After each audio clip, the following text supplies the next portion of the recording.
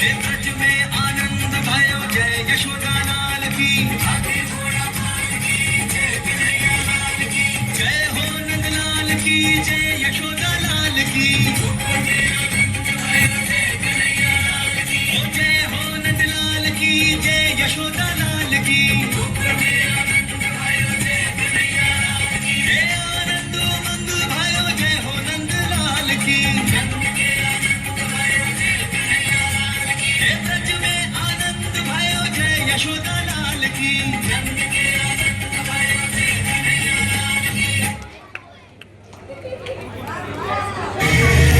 पूतना एक भयंकर राक्षसी थी।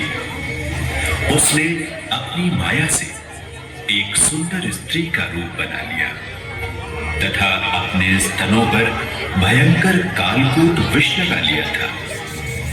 इस प्रकार उसने मथुरा के आसपास कई गांवों व बस्तियों में अनेकों बालकों को विषयुक्त दूध पान कराकर मार डाला। और एक दिन वह ऐसा ही सुंदर रूप धारण करके नंद बाबा के घर में आई, जहां बालक कृष्ण पालने में सोए हुए थे।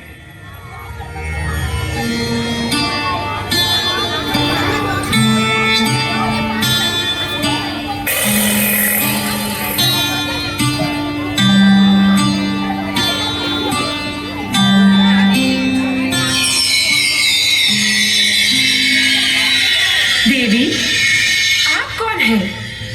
तथा यहाँ किस कार्यवश पधारी है? मैं आपकी क्या सेवा कर सकती हूँ? नंद रानी, मैं मथुरा की रहने वाली हूँ।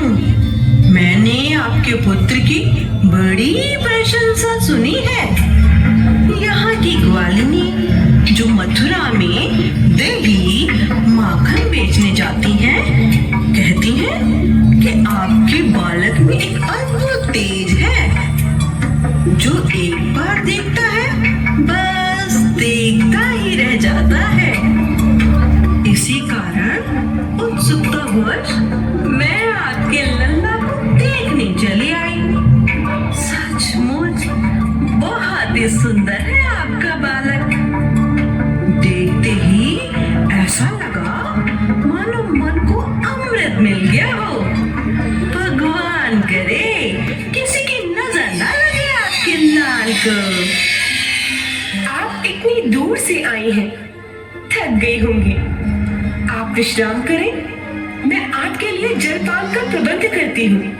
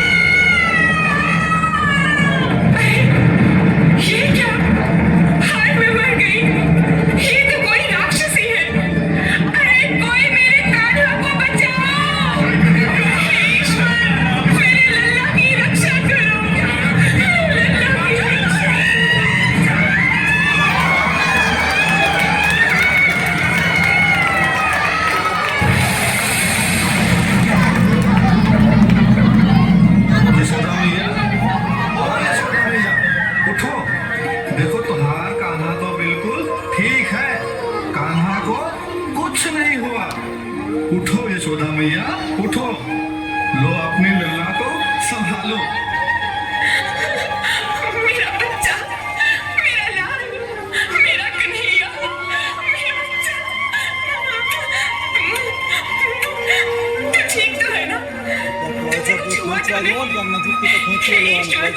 तेरा लाख लाख शुक्र है कि तूने मेरे बच्चे की रक्षा की। मेरा बच्चा, मेरा लाल, मेरा कन्हैया, ईश्वर। अरे यशोदा मैया, तेरा कन्हैया तो बड़ा चमत्कारी है। इसने इतनी भयंकर राक्षसी को मार गिराया। चुप हो जाओ, मेरे लल्ला को नजर मत लगाओ। हाँ, मेरा लाल, मेरा कृष्णा, मेरा कन्हैया, मेरा लाल।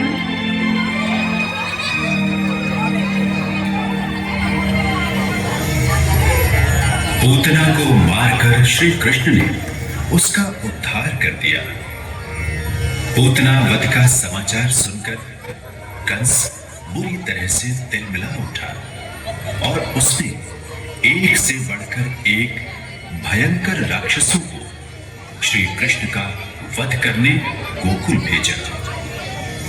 परंतु बालक कन्हैया ने खेल ही खेल में इन सभी दैत्यों का अंत कर दिया और इस प्रकार तृणावृत, शक्टासुर, वत्सासुर, बकासुर, अधासुर, धेनुकासुर तथा प्रलंबासुर आदि राक्षसों के भार से धरती माता को मुक्त किया। बालक कृष्ण ने जहां एक और कई आपदाओं से गोकुल वासियों की रक्षा की, वहीं दूसरी ओर अपनी नटखट बाल लीलाओं द्वारा उन्हें परम आनंद दिया। वे अपने मित्रों के साथ गोपियों के घरों से माखन चुराते और गोपियां उनकी शिकायत करने के बहाने उन्हें देखने यशोदा जी के घर जाया करती।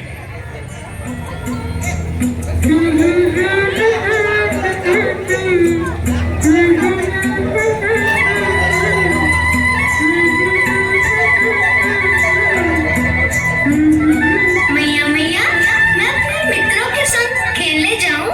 हाँ हाँ, परंतु पहले कुछ खा तो लो। नहीं मैया, मुझे भूख नहीं है। कैसे भूख नहीं है? थोड़ा सा दही माखन ही खा लो। देखो तो कितना दुबला हो गया है मेरा कन्हैया। मैया, यशोदा रानी, ओ यशोदा रानी, घर में हो क्या? कौन है? भीतर आ जाओ। नहीं, हम भीतर नहीं आएंगे, तुम ही बाहर आओ। अरे विशाखा, ललिता, सुशीला, क्या बात है? क्या हुआ? देखो यशोदा रानी, तुम्हारा कन्हैया बहुत बड़ा नटखट हो गया है। ये चोरी के बड़े बड़े उपाय करके हमारा सारा दही माखन खा जाता है। अरे केवल स्वयं ही खाता तो भी एक बात थी, लेकिन ये तो सारा दही दूध वानरों को बांट देता है और जब उनका भी पेट भर जाता है तो मटकियां फोड़ देता है। अरे लेकिन वो तो और उसकी वे मित्रों की टोली, वो क्या वानरों से कम है? एक के ऊपर एक चढ़कर छीके पटंगा माखन निकाल लेते हैं। हम तो तंग आ चुके हैं। अब तुम ही अपने लल्ला को भली प्रकार से समझा दो। हाँ, अच्छा, अब हम चलती हैं। चल ललिता। कान्हा, ये सब क्या है? क्या मैया? अच्छा, बड़ा भोला बनता है। ये गोपियाँ क्या कह रही थी?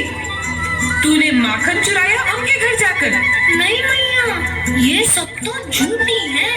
स्वयं ही मुझे अपने घर बुलाकर मेरे गाल खींचती रहती है और मेरे मुख पर माखन लगा देती है। मैं सच कहता हूँ मैया, मैंने माखन नहीं खाया। ओहो, तो ये सब झूठी है और तू अकेला सत्यवादी है। तो तू अब झूठ भी बोलने लगा? जा, मैं तुझसे बात नहीं करती। ना मैं तेरी मैया, ना तू मेरा लल्ला।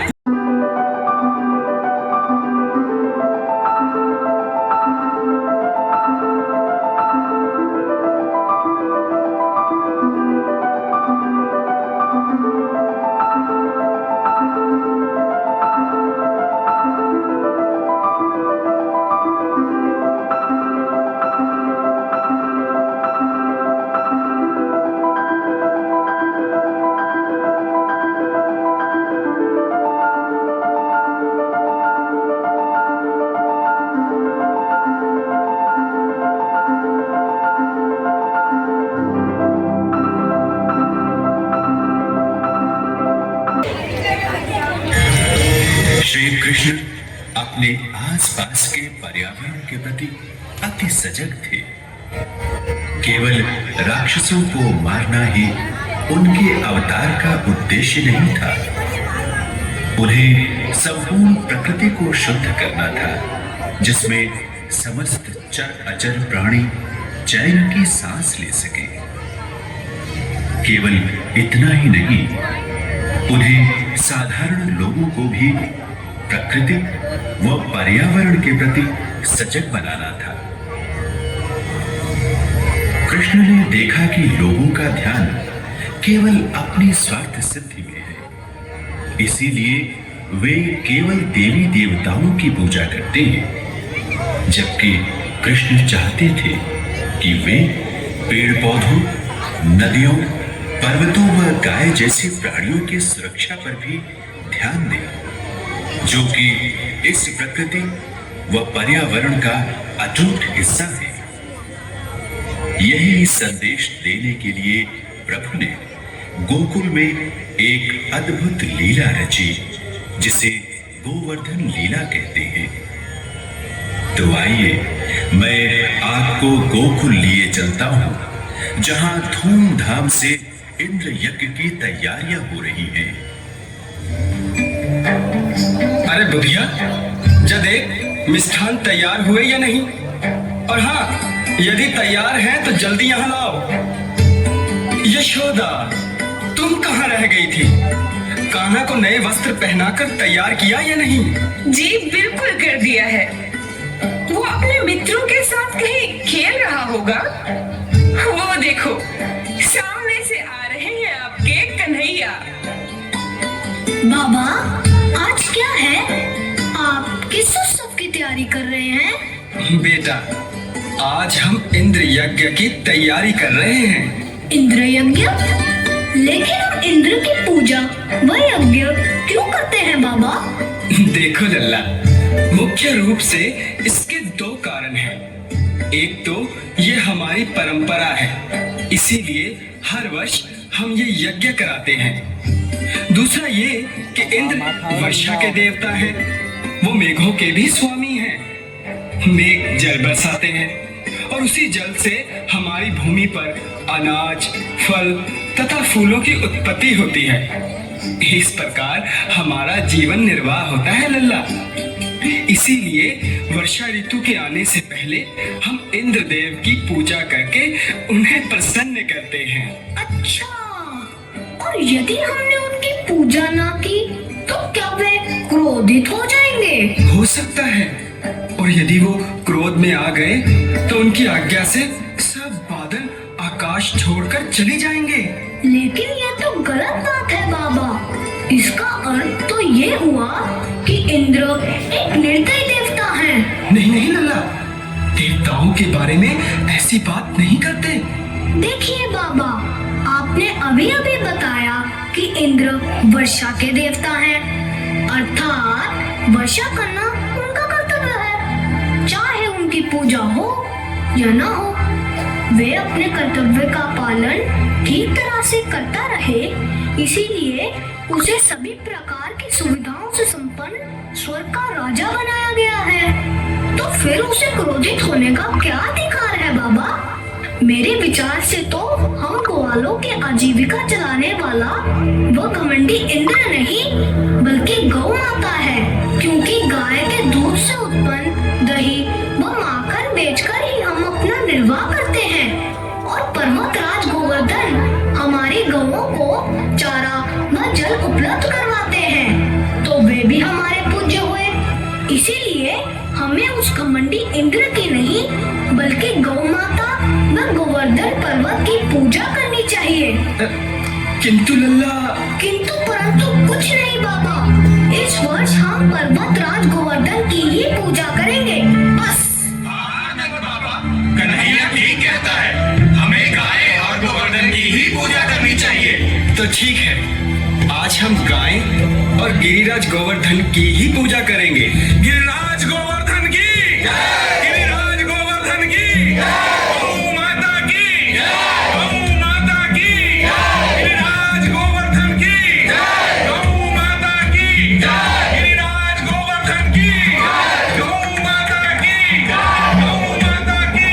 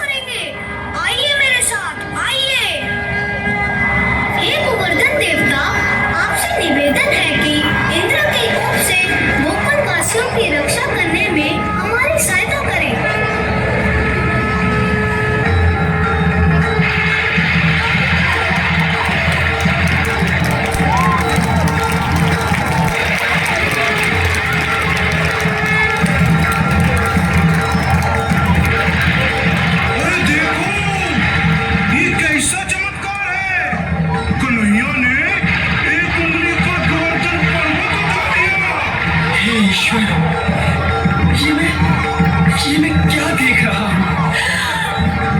लल्ला, आओ सब लोग निर्भय होकर पर्वत के नीचे आ जाओ। आओ सब लोग।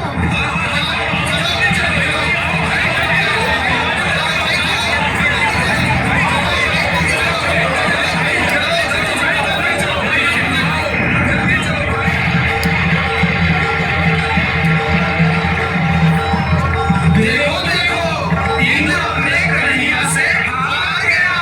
हमारे कान्हा ने उसका कमंड चूर चूर कर दिया।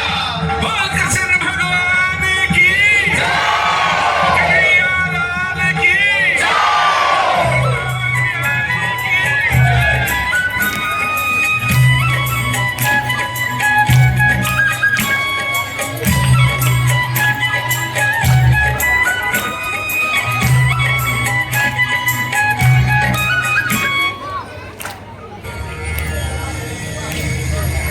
गोवर्धन लीला द्वारा श्री कृष्ण ने न केवल लोगों को प्रकृति के महत्व से अवगत कराया, बल्कि देवराज इंद्र का अहंकार भी नष्ट किया और गिरि अर्थात पर्वत को अपनी उंगली पर धारण करने से गिरिधर कहलाए।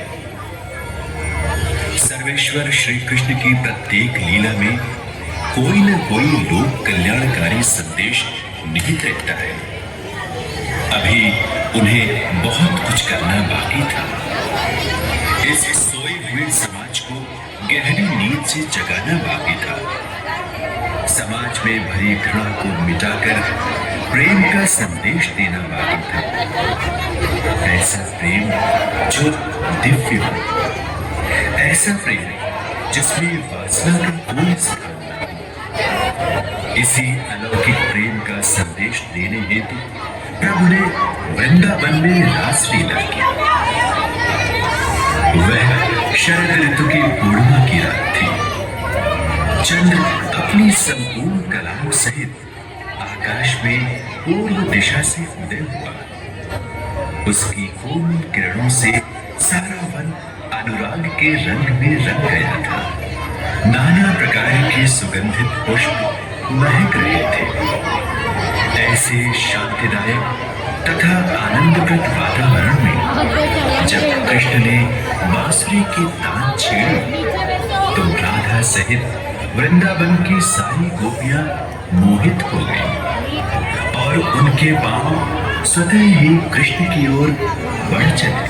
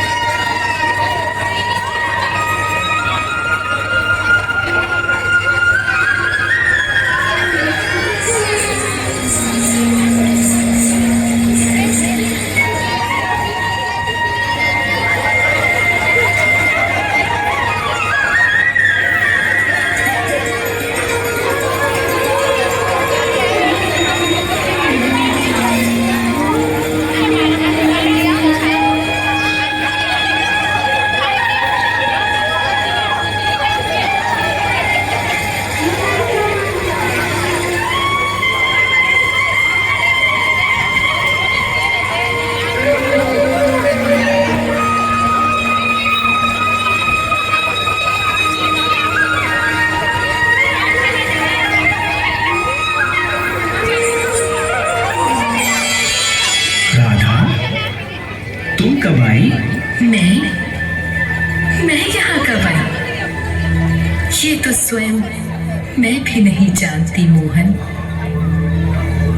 तुम्हारी मुरली की धुन जो ही मेरे कानों में पड़ती है मैं अपनी सुध बुध खो बैठती हूँ। का ध्यान ही नहीं रहता कि कब ये पाँव तुम्हारी ओर खींचे चले आते हैं। सच राधे, क्या सचमुच इतना प्रेम करती हो मुझसे?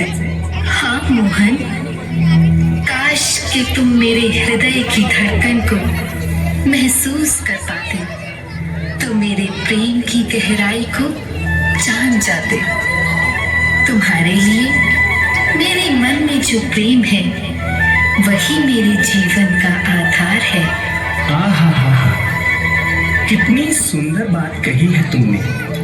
वास्तव में प्रेम केवल तुम्हारे ही नहीं बल्कि समस्त प्राणियों के जीवन का आधार है। इसी प्रेम के कारण इस सृष्टि का अस्तित्व है। यदि सबके मन में तुम्हारी तरह प्रेम का संचार हो जाए तो इस सृष्टि से हिंसा व अधर्म स्वयं ही समाप्त हो जाए। और इसी दिव्य प्रेम का संदेश देने के लिए मैंने इस मुरली को अस्त्र के रूप में धारण किया है। परंतु क्या माधव? तुम तो जानती हो राधिके कि मेरे इस अवतार के दो मुख्य लक्ष्य हैं। एक प्रेम का संदेश फैलाना तथा दूसरा इस पृथ्वी से दुष्टों का संहार करके धर्म की स्थापना करना। और अब वह समय आ गया है कि मुझे मुरली छोड़कर अपने हाथ में सुदर्शन चक्र धारण करना होगा। क्या कहा? मुरली छोड़ दोगे? यदि मुरली छोड़ दोगे तो मैं जीवित कैसे रह पाऊंगी? ये पेड़ पौधे, ये पुष्प लताएं सब मुरझा जाएंगी। तुम्हारी गैयों का क्या होगा माधव, जो मुरली की धुन सुने बिना दूध ही नहीं देती? यमुना जी में लहरें कैसे उठेंगी मोहन? नहीं नहीं, तुम मुरली नहीं छोड़ सकते। हे मुरली मनोहर, तुम मुरली नहीं छोड़ सकते। राधे, तुम तो मेरी आह्लादनी शक्ति हो प्रिय। सब कुछ जानते हुए भी तुम मुझे मेरे कर्तव्य पथ पर जाने से क्यों रोक रही हो? अच्छी बात है, मैं तुम्हें नहीं रोकूंगी, बल्कि इस कर्तव्य पथ पर परछाई की तरह तुम्हारे साथ रहूंगी। नहीं राधे, तुम मेरे साथ नहीं आओगी। तुम्हें यहीं वृंदावन में रहना होगा। परंतु क्यों? मैं तुम्हारे साथ क्यों नहीं आ सकती माधव? क्योंकि तुम मेरी शक्ति स्वरूपा हो राधे। जिस प्रकार एक साधक मंदिर में रखी मूर्ति पर ध्यान केंद्रित करके साधना में लीन रहता है, उसी प्रकार वृंदावन रूपी मंदिर में मेरे लिए तुम एक मूर्ति के समान रहोगी। मैं कहीं भी रहूं, परंतु मन में तुम्हें धारण करके सदैव तुमसे तुम्हारे प्रेम की शक्ति पाता रहूंगा प्रिय, ताकि मैं पापियों का नाश कर सकूं। परंतु मोहन। नहीं राधे नहीं, तुम्हें मेरी सौगंध। मुझे विदा करते समय तुम इन आंखों में अश्रु नहीं आने दोगी। देखो, आज शरद पूर्णिमा की रात है। चांद अपनी संपूर्ण कलाओं सहित आकाश में खिला है। फूलों की भीनी भीनी सुगंध से सारा वातावरण महक रहा है। मैंने तुम्हें और अन्य गोपियों को जो वचन दिया था उसे पूरा करने का समय आ गया है प्रिय। ब्रज की इस पावन भूमि पर आज मैं अपनी अंतिम लीला करूंगा राधे, और युग युगांतर तक इसे रास लीला के नाम से जाना जाएगा। राधे, आज इस रास द्वारा मुझे अपने प्रेम से सराबोर कर दो और मुझ में अपने प्रेम की इतनी शक्ति भर दो कि मैं सब दुष्टों का नाश करके पृथ्वी का भार उतार सकूं। तो चलो मोहन, अपनी मुरली उठाओ और प्रेम की ऐसी धुन छेड़ो कि केवल राधा ही नहीं बल्कि संसार की समस्त प्यासी आत्माएं तृप्त हो जाएं। ब्रज की इस पावन भूमि पर रास नहीं महारास होगा।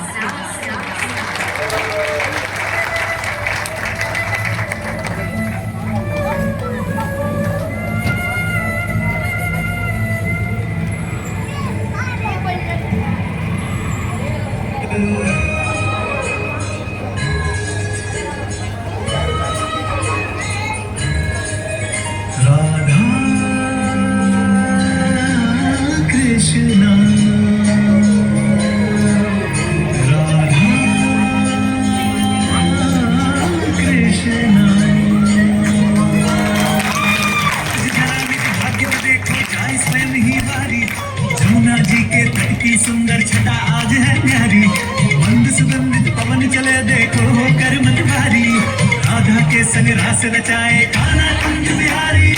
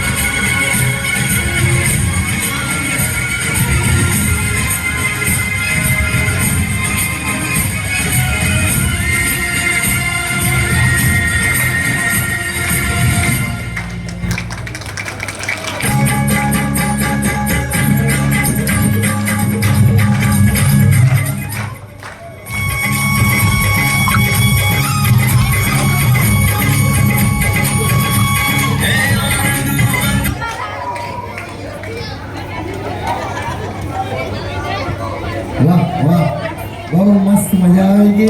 मजा आएगी બધાને જોરદાર તાળી પાડો। આ છોકરાઓની એક્ટિંગ જોઈને માતાઓના આંખમાં આંસુ આવે।